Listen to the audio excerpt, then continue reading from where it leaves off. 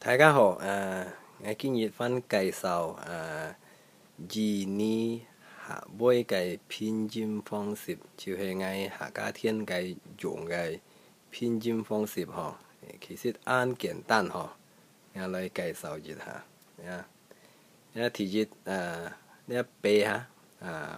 八三字嘛，呢撇就像趴嘅三字。B 就bang hay sao chim, m 就 ma còn là nó phơ就 pha hay sao chim, còn là hắn就là tơ就 trong tá, nè thơ trong thái, s trong sam nè z j trong trà, nè chơ trong cha nè dơ trong giá có liệu nè nơ trong nái nè lơ trong lạt nè nhí trong nhíu nè ngơ trong ngái có liệu nè cơ trong ca nè khơ trong khảo